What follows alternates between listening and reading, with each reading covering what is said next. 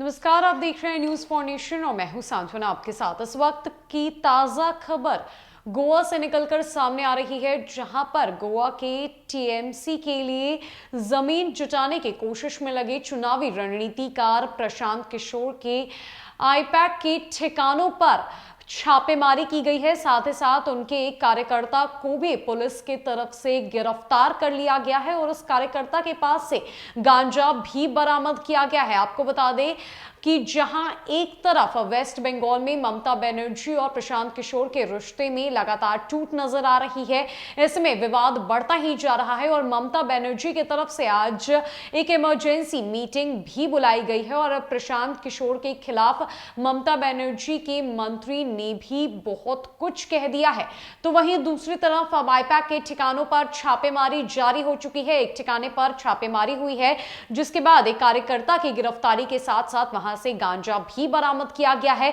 क्या कुछ चल रहा है वहां पर, क्या कुछ अपडेट्स निकलकर सामने आ रही है, छापेमारी को लेकर क्या कुछ बरामद किया गया है और कार्यकर्ता की तरफ से क्या कुछ कहा गया है, जानते हैं इस खबर में। दरअसल गोवा के तृणमूल कांग्रेस यानी टीएमसी के लिए जमीन तैयार करने की कोशिश में जुटे चुनावी रणनीतिकार प्रशांत किशोर के संगठन आईपैक के ठिकानों पर पुलिस ने रेड की है। कार्रवाई के दौरान पुलिस ने प्रशांत किशोर की कंपनी आईपैक के कर्मचारी को पोरवोरिम शहर से गिरफ्तार किया है। आरोपी के पास से गांजा, जो कि एक मादक पदार्थ है, बरामद किया गया है। गोवा पुलिस ने शुक्रवार को पोरवोरिम के कई बंगलों में छापेमारी करवाई है। यहां 8 बंगले आईपैक ने किराए पर ले रखे हैं। इस रेड के दौरान ही आईपैक के कर्मचारी को गिरफ्तार किया गया। गिरफ्तार कर्मचारी की उम्र 28 साल बताई जा रही है। पुलिस ने उसके खिलाफ एनडीपीएस एक्ट के तहत मामला दर्ज किया है। बता दें कि गोवा में विधानसभा चुनाव के लिए 14 फरवरी को मतदान होने हैं। पिछले करीब 2.5 साल से टीएमसी के लिए रणनीति तैयार कर रहे प्रशांत किशोर गोवा में पार्टी का काम संभाल रहे हैं।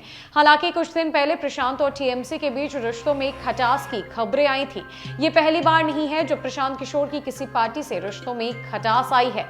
हाल ही में ममता सरकार में मंत्री चंद्रमा भट्टाचार्य ने दावा किया था कि उनके अकाउंट से वन मैन वन पोस्ट को लेकर कुछ पोस्ट शेयर की गई। इस बारे में उनसे कोई परमिशन नहीं ली गई थी। बता दें कि टीएमसी ने पिछले साल जून में वन मैन वन पोस्ट पहल की शुरुआत की थी। तब आईपैक कंपनी ने भी इसे अपनी स्वीकृति प्रदान की थी और कई युवा कार्यकर्ताओं ने इसका समर्थन किया था। तब सीएम ममता बनर्जी ने भी इसकी पैरवी की थी, लेकिन फिर जब कोलकाता निकाय चुनाव के लिए फिरहाद हाकिम को टिकट दिया गया तो ममता बनर्जी ने इसका समर्थन किया। ऐसे में पार्टी के अंदर ही वन मैन वन पोस्ट के दावों को लेकर सवाल भी खड़े हो गए थे। इस विवाद पर आईपैक ने भी अपनी प्रतिक्रिया दी थी। आईपैक ने कहा था कि वे किसी भी नेता के डिजिटल प्रॉपर्टी का इस्तेमाल नहीं करते हैं। जो भी ऐसे दावे कर रहा है उसे या तो जानकारी नहीं है या फिर वो सिर्फ झूठ बोल रहा है। वहीं इस बात पर भी जोर दिया गया कि जो सोशल मीडिया अकाउंट बनाए गए थे वो सिर्फ बंगाल चुनाव से पहले तक सक्रिय थे। बाद में सभी पासवर्ड पार्टी को सौंप दिए गए थे और हर फैसला पार्टी द्वारा ही लिया जा रहा था। जहां एक तरफ ममता बनर्जी और प्रशांत किशोर के रिश्तों में खटास की खबरें बाहर आने लगी है।